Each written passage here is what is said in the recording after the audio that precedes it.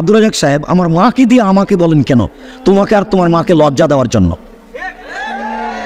বেশি কষ্ট পাও যেন এই জন্য। জাবের বলছেন আল্লাহ নবীকে যে আমি আমার বোনদের বয়সের মেয়েকে আমি বিবাহ করিনি, বেশি বয়সের তালাকপ্রাপ্ত মেয়ে বিবাহ করেছি 4টা কারণে। এক, আমার বউ যেন আমার বোনদেরকে শিষ্টাচার দিতে পারে। বলো তোমার মা তোমাদেরকে কি শিষ্টাচার দিয়েছে? বলো কি শিষ্টাচার দিয়েছে? 2, অলে তুয়াল্লেমা হন না, আমার বউ যেন আমার বোনদেরকে শিখিয়ে দিতে পারে। 3, অলে তুরাজ্জেলা হন না, আমার বউ যেন আমার বোনদের মাথার চুল চিরুনি করে দিতে পারে। 4, অলা তাকমা আলাইহিন না, আমার বউ যেন আমার বোনদের উপরে সবসময় প্রস্তুত থাকতে পারে, পাহারাদার। একটা মা হচ্ছে ছেলে মেয়ের উপরে পাহারাদার। আমি বলিনি, এই কথা মুহাম্মদ সাল্লাল্লাহু আলাইহি সাল্লাম বলেন। একটা মা ছেলে মেয়েদের উপরে পাহারাদার। সম্মানিত দিনী ভাই বোন, আপনাকে আমি আপনার দোয়া প্রার্থনা কবুল হওয়ার জন্য খুব গুরুত্বপূর্ণ কয়েকটা সময় উল্লেখ করছি। এক খেয়ালে চেয়ে থাকবেন, আপনি তো দোয়া প্রার্থনা করতে চাচ্ছেন, হাত তুলে দোয়া করুন। আপনি দোয়া করবেন কখন এই ব্যাপারে একটু খেয়াল করুন। উপস্থিত বৈঠকের মুসলিম বোন, ব্যস্ত হয়ে পড়েন না, আপনাকে আমি কষ্ট দিতে চাইনি। এক খেয়াল আপনি চেয়ে থাকুন, আপনার দোয়া কবুল হবে কখন, আপনি কখন দোয়া করবেন। উবাদা ইবনে সামিত রাদিয়াল্লাহু তাআলা আনহু বলেন, রাসূল সাল্লাল্লাহু আলাইহি সাল্লাম বলেছেন, মান তারা মিনাল লাইলি, কেউ যদি শেষ রাতে উঠে সুম্মা কালা, তারপরে বলে লা ইলাহা ইল্লাল্লাহু ওয়াহদাহু লা শারীকা লাহু লাহুল মুলকু ওয়া লাহুল হামদু ওয়া আলা কুল্লি শাইইন কাদির ওয়া সুবহানাল্লাহি ওয়া আলহামদুলিল্লাহি ওয়া লা ইলাহা ইল্লাল্লাহু আল্লাহু আকবার ওয়া লা হাওলা ওয়া লা কুওয়াতা ইল্লা বিল্লাহ সুম্মা দাউস্তুজিবা, এরপরে যদি দোয়া করে তাহলে দোয়া কবুল হবে। হাদিস বুখারী মুসলিম। বুঝা গেল না? ঘুম থেকে উঠে বলবেন এই দোয়া। এই ছেলে, কারো গায়ে হাত দিয়ে থাকবে না, রেডি হও। যারা আপনারা দাঁড়িয়ে আছেন কারো দিকে খেয়াল করবেন না। আবার বলছি, ঘুম থেকে উঠে কি বলবেন? সিরিয়াল মনে রাখবেন, 5-6টা নীতি পেশ করছি, খুব তাড়াতাড়ি পেশ করছি।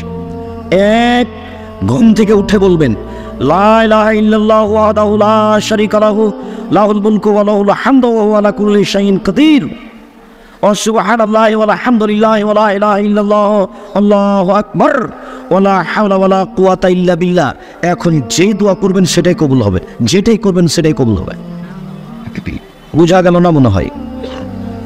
1, 2, উসমান ইবনে আবিল আস রাদিয়াল্লাহু তাআলা আনহু বলেন, রাসূল সাল্লাল্লাহু আলাইহি সাল্লাম বলেছেন, ফতিহাত আবওয়াবুস সামায়ে নিসফাল লাইলে, রাত যখন অর্ধেক হয় তখন আকাশের সব দরজা খুলে দেওয়া হয়।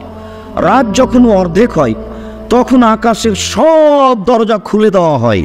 ওয়া ইউনাদি মুনাদিন মিনাস সামায়ে, তারপর আকাশ থেকে চিৎকার করে বলতে থাকেন, হাল মিন দাইন ফাইস্তাজাবু লাহু, কেউ কি কিছু বলছে, যে যা বলবে তার কথা মেনে নেওয়া হবে। কেউ কি কিছু বলছে, ওপর থেকে চিৎকার করে বলছেন রাত 12টার পরে, কেউ কি কিছু বলছে, যা বলছে সেটাই মেনে নেওয়া হবে। তারপরে হালমিন সাইলিন ফাইউতা, কেউ কি কিছু চায়, যে যা চায় তাই দিয়ে দেওয়া হবে, যে যা চায় তা তাকে দিয়ে দেওয়া হবে। হালমিন মাকরুবিন ইউফরাজান হোক, কেউ কি কোনো বিপদে পড়ে আছে, যে বিপদের কথা বলবে আমি আল্লাহ তাকে বিপদ থেকে উদ্ধার করে দিব। আবার খেয়াল করেন, একটু খেয়াল করেন তো মুরব্বী, আপনি আমার দিনী ভাই, একটু খেয়াল করেন তো। আপনি রাত 12টা থেকে নিয়ে ভোর পর্যন্ত সময়ে যে কোনো সময় উঠে যদি আপনি কিছু বলেন সেটা আল্লাহ কবুল করবেন। আল্লাহ 3 ভাবে বলতে থাকেন। 1, কেউ কি কিছু বলছে, বললে আমি মেনে নিব। 2, কেউ কি কিছু চাচ্ছে, চাইলে আমি দিয়ে দিব। 3, কেউ কি বিপদে পড়ে আছে, বিপদে পড়ে আমাকে বললে আমি বিপদ থেকে উদ্ধার করে দিব। বলেন তো এই সময়টা কখন? রাত 12টার পরে। আনাস রাদিয়াল্লাহু তাআলা আনহু বলেন, রাসূল সাল্লাল্লাহু আলাইহি ওয়াসাল্লাম বলেছেন, এই যা নুদিয়া লিসসালাতে ফতিহাত আবওয়াবুস সামায়ে ইস্তাজিবাত দুআ, যখনই আজান দেওয়া হয় তখন আকাশের সব দরজা খুলে দেওয়া হয়। আজান দেওয়ার সাথে সাথে সব দরজা খুলে গেছে। এখন যা বলা হবে সেটাই গ্রহণ করা হবে, যা বলা হবে সেটাই গ্রহণ করা হবে। একজন সাহাবী বলছেন, আল্লাহর নবী, ইন্নাল মুয়াজ্জিনিনা ইয়াবযুলুনা, যারা আজান দিচ্ছে তারাই তো সব নেকি লুটে নিল, তো আমাদের কি হবে? আল্লাহর নবী, যারা আজান দিচ্ছে তারাই তো সব নেকি লুটে নিল, তো আমরা কি পাবো? তখন আল্লাহ রাসূল বলছেন, এই শোনো, কুল মা ইয়াকুলুল মুয়াজ্জিন, মুয়াজ্জিন যা বলে তুমি তা বলতে থাকো, মুয়াজ্জিন যা বলে তুমি তা বলতে থাকো। আজান যখন শেষ হয়ে যাবে, ফাইজান তাহাইতা, যখন আজান শেষ হবে, সাল তুতা, এখন চাও যা চাইবে তাই দেওয়া হবে, চাও যা চাইবে তাই দেওয়া হবে। তাহলে আজানের পরে দোয়া কবুল হয়। রাসূল সাল্লাল্লাহু আলাইহি সাল্লাম বলেন, লা ইউরাদু দুআ বাইনাল আযান ওয়াল ইকামা, আজান একামাতের মাঝে দোয়া ফেরত দেওয়া হয় না, আজান একামাতের মাঝে দোয়া ফেরত দেওয়া হয় না, আজান একামাতের মাঝে দোয়া ফেরত দেওয়া হয় না, আজান একামাতের মাঝে যেটা বলবেন সেটাই কবুল হবে। আন্না রাজুলান, আন্না রাসূলুল্লাহ সাল্লাল্লাহু আলাইহি ওয়াসাল্লাম সামিআ রাজুলান, আল্লাহর নবী একটা লোককে দোয়া পড়তে দেখলেন। লোকটা বলছে, আল্লাহুম্মা ইন্না নাসআলুকা বিআন্নাকা আনতাল্লাহ লা ইলাহা ইল্লা আনতাল আহাদুস সামাদুল্লাযী লাম ইয়ালিদ ওয়া লাম ইউলাদ ওয়া লাম ইয়াকুল লাহু কুফুয়ান আহাদ। এই পর্যন্ত পড়তেই আল্লাহর নবী বলছেন, শোনো শোনো শোনো শোনো শোনো, দা বিসমিল আজম, এই লোকটা ইসমে আজম দিয়ে দোয়া করেছে, এই লোকটা ইসমে আজম দিয়ে দোয়া করেছে। এজা দোয়ে বিহি আজাবা, এই দিয়ে যদি দোয়া করা হয় তাহলে তা কবুল হবে। ওয়াজা সুইলা বিহি আতা, এই দোয়া দিয়ে যদি কিছু চাওয়া হয়, যা চাইবে তাই দেওয়া হবে। এই ছেলে, একটু থামো, আমরা আলোচনার শেষের দিকে চলে এসেছি। আর দুইটা হাদিস আছে, এইটা একটা আর পরে আর একটা বলছি। উপস্থিত বৈঠকের মুসলিম বোন, দেখেন তো এই কথাটা আপনি মনে রাখতে পারেন কিনা। যখনই আপনি 2 রাকাত সালাত আদায় করে দোয়া করতে যাবেন, দোয়া করার পূর্বে আপনি হাত তুলে প্রথমে বলবেন সূরা ফাতিহা। হাত তুলে কোনটা বলবেন? প্রথমে সূরা ফাতিহা, অথবা বলবেন আলহামদুলিল্লাহি রাব্বিল আলামিন আর রহমানির রহিম মালিকি ইয়াউমিদ্দিন, এই পর্যন্ত। এরপরে আপনি বলবেন আল্লাহুম্মা ইন্না নাসআলুকা বিআন্নাকা আনতাল্লাহ লা ইলাহা ইল্লা আনতাল আহাদুস সামাদুল্লাযী লাম ইয়ালিদ ওয়া লাম ইউলাদ ওয়া লাম ইয়াকুল লাহু কুফুয়ান আহাদ। এরপরে দুরুদে ইব্রাহিম। এরপরে আপনি আপনারটা বলবেন, কি প্রয়োজন যেটা বলবেন সেটাই কবুল হবে, যেটা বলবেন সেটাই কবুল হবেন। আরেকটা রাসূল সাল্লাল্লাহু আলাইহি সাল্লাম বলেন, দাওয়াত জিন্নুনে এজা দা রাব্বাহু, মাছ ওলার দোয়া। যখন ইউনূস আলাইহিস সালাম মাছের পেটে দোয়া করলেন, মাছ ওলার দোয়া, যখন ইউনূস আলাইহিস সালাম মাছের পেটে বললেন, তিনি বললেন লা ইলাহা ইল্লা আনতা সুবহানাকা ইন্নী কুনতু মিনাজ জালিমিন। আল্লাহ রাসূল বলছেন, যে কোনো মানুষ যে কোনো বিপদে, যে কোনো পুরুষ নারী যে কোনো বিপদে যদি এই দোয়াটা পড়ে, তাহলে যে কোনো ব্যাপারে তার দোয়া কবুল হবে। এইটা আপনি আগে বলবেন, তারপর আপনি আপনার প্রয়োজনটা বলবেন, ইনশাল্লাহ কবুল হবে। এই কথা মুহাম্মদ সাল্লাল্লাহু আলাইহি সাল্লাম বলেন।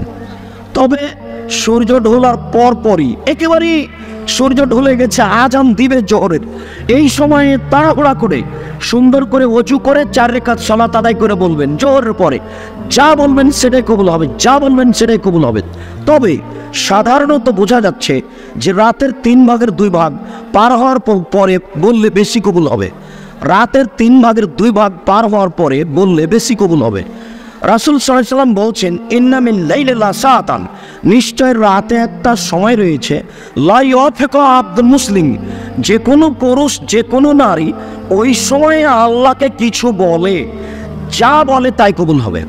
এইবার একটু বলার পদ্ধতি, সুন্দর করে ওযু করে নিয়ে 2 রাকাত সালাত আদায় করে সালাম ফিরে আপনি হাত তুলে বলতে পারেন, আমার দিকে দেখেন, আল মাসআলাতু, স্বাভাবিকভাবে হাত তোলা হচ্ছে এইভাবে।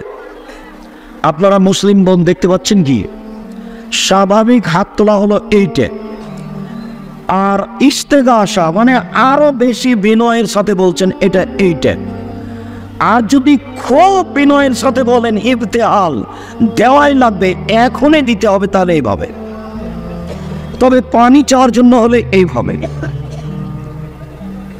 স্বাভাবিক চাওয়া, আরো বেশি করে চাওয়া, ইবতিহাল, আমাকে দিতেই হবে, এখনই দিতে হবে, দেওয়াই লাগবে। সালমান ফারসি রাদিয়াল্লাহু তাআলা আনহু বলেন, রাসূল সাল্লাল্লাহু আলাইহি সাল্লাম বলেছেন, ইন্না রাব্বাকুম হাইয়ুন কারীম, নিশ্চয় তোমাদের প্রতিপালক লজ্জাশীল, বড় দানশীল, বড় লজ্জাশীল। ইয়াস্তাহি মিন আবদিহি, তিনি তার বান্দার ব্যাপারে, দাস দাসীর ব্যাপারে লজ্জা করে, শরম পায়, লজ্জা করে। এজা রাফা ইয়াদাইহি আয়ারতুহুমা সিফরান, যখন হাত তুলে দোয়া করবে তখন খালি হাতটা ফিরিয়ে দিতে লজ্জা পান, খালি হাতটা ফিরিয়ে দিতে লজ্জা পান। হাত তুলে দোয়া করতে হবে, এ কথাই ঠিক। হাত তুলে দোয়া করার প্রমাণে 42টি সহিহ হাদিস আছে। কতটি? 36টি হাদিস খালি বুখারী মুসলিমে আছে। হাত তুলে দোয়া করা বিষয়টি ব্যক্তিগত ব্যাপার। সেদিন বগুড়াতে একটা ঘটনা ঘটেছে। এক মৌলানা সাহেবকে নিয়ে বই ছেড়ে দেওয়া হয়েছে। ওই ছেড়ে দেওয়ার ঘটনাটা ওই হুজুরের সাথে আজ থেকে নিয়ে প্রায় 25-26 বছর পূর্বে আমার সাথে হয়েছিল বগুড়া ড্যামাজানি হাই স্কুল মাঠে। আমি তাদেরকে খুব ভালোভাবে চিনিও দেখেছি। তারা আসলে পড়তে পারে এটা আমার আজও বিশ্বাস নেই, যে আসলে তারা পড়তে পারে এটাই আমি বিশ্বাস করি না। আমি আজও দৃঢ়তার সাথে নিশ্চিতভাবে বলছি, ও পড়ে অনুবাদ করবে এই সাহস নাই, কিন্তু বই টেনে ছেড়ে দিল। এটা বহু দূরের কথা। আর বগুড়াতে এইসব দুর্ঘটনা ঘটে থাকে। আপনি বা কি বুঝেন, আপনার হুজির বা কি বুঝেন? ও জনাব, কি দেখাতে চেয়েছেন আপনি? যেই ছেলেটা মহিলাগঞ্জে ছিল, এখানে এসে হাত তুলে দোয়া করে, ওকে আমি 2-3 বছর পড়িয়েছি, আজও ওই বেটা আমার সামনে পড়তে পারবে এটা আমার সাহস, আমার ধারণাই নেই। এই ছেলে, যাও বেটা, তুমি তাকে ডেকে নিয়ে আসো, দেখিও যদি পড়ে অনুবাদ করে দিতে পারে তোমাকে সেদিন বলবো বাকি কথা। পড়ারই সাহস রাখে না, অনুবাদ করা তো বহু দূরের কথা। অনুবাদ করা তো বহু দূরের কথা, চিল্লালে কিছু করা যায় না। আর যারা সাথ দিয়েছে তারা সব হেঁচলামি, হেঁচোটার পরিচয় দিয়েছে, এটা মোটা হসি বুদ্ধি। কোনোদিন জিজ্ঞাসা করে দেখেছেন? কোনোদিন আমাদের বই পড়ে দেখেছেন? হাত তুলে দোয়ার ব্যাপারে আপনার এত প্রিয় হলো কেন? কোন সাহসে আপনি বই ছিঁড়ে দেন? কি দেখাতে চান আপনি? আমি 1990 সাল থেকে বগুড়ার মাটিতে আসি। আপনার শরম থাকা দরকার ছিল। বিষয়টা আমাকে জিজ্ঞাসা করা উচিত ছিল। কয় পয়সার বিদ্যা রাখেন আপনি? কয় টাকার মালিক আপনি? আপনি একজন আলেম ওলামা এইভাবে অপমান করার আপনি কি সাহস রাখেন? কয় টাকার মালিক? কয় টাকার মালিক আপনি? কি করতে পারেন আপনি? আপনি তো উসমানের কাছে একটা ভিক্ষুক নন।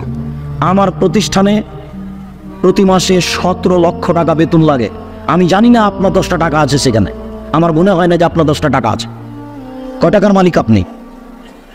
আমার 2টা প্রতিষ্ঠান আছে, একটা জামিয়া সালাফিয়া রূপগঞ্জ নারায়ণগঞ্জ ঢাকা, জামিয়া সালাফিয়া ডাঙ্গিপাড়া পাওয়া রাজশাহী।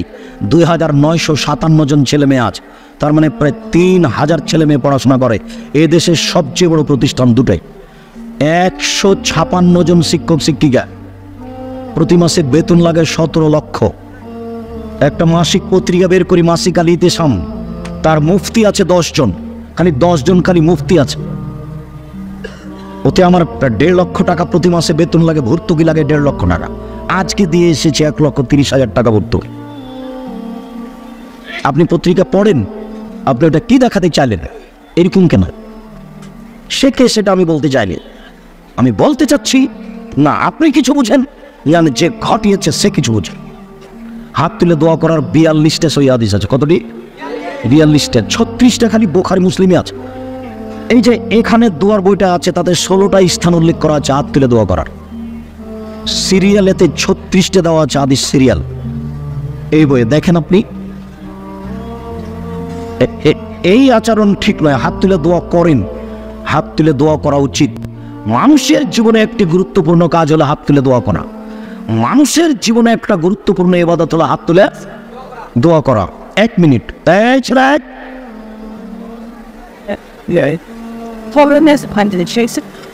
আয়েশা রাদিয়াল্লাহু তাআলা আনহা বলেন, আল্লাহর নবী ঘরে ঢুকে জুতা স্যান্ডেলগুলো রেখে দিয়ে আমার পাশে শুয়ে গেলেন।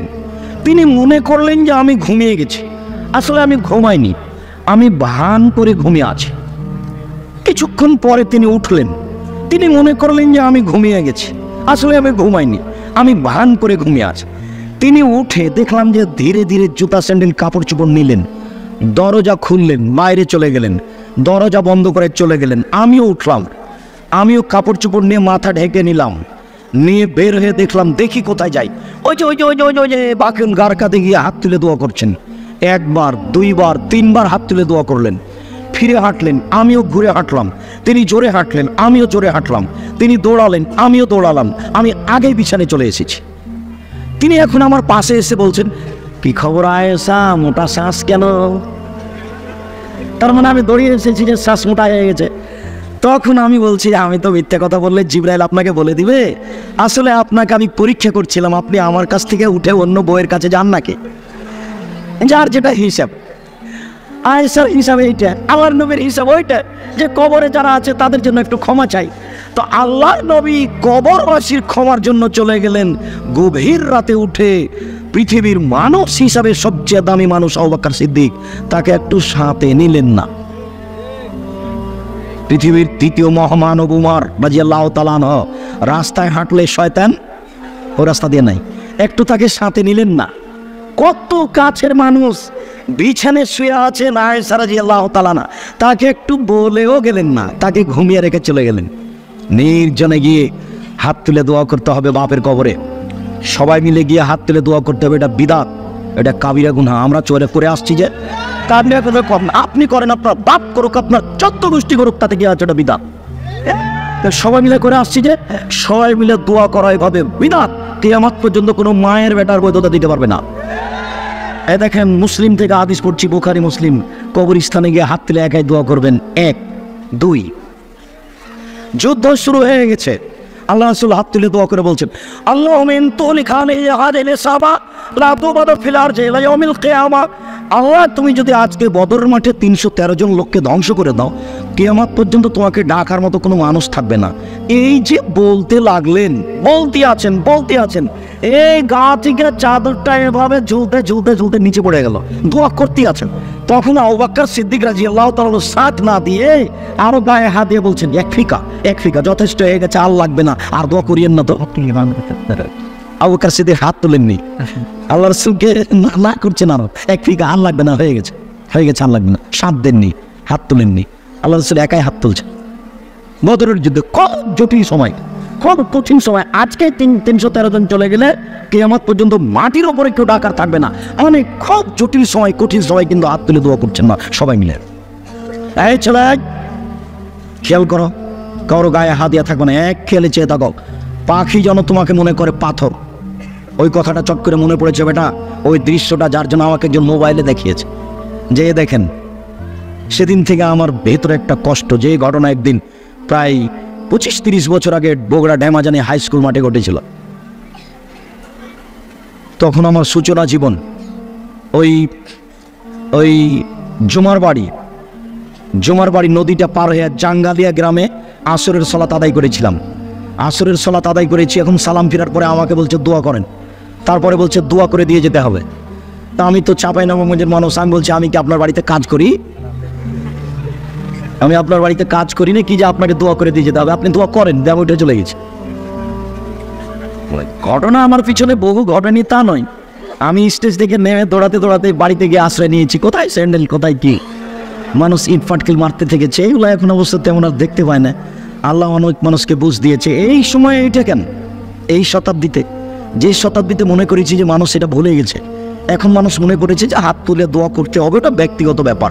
এদিকে ইব্রাহিম আলাইহিস সালাম তার দুধের বাচ্চা এবং স্ত্রীকে রেখে দিলেন কাবা ঘরের পাশে জমজম কূপের উপর, রেখে দিয়ে চলে যাচ্ছেন।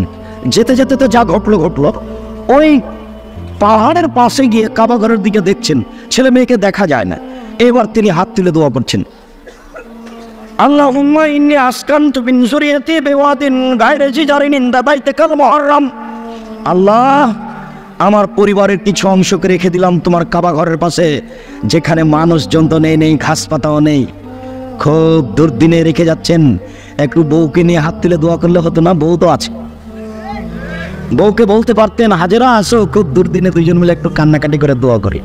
না, একাই গিয়ে হাত তুলে দোয়া করছেন ওখানে গিয়ে।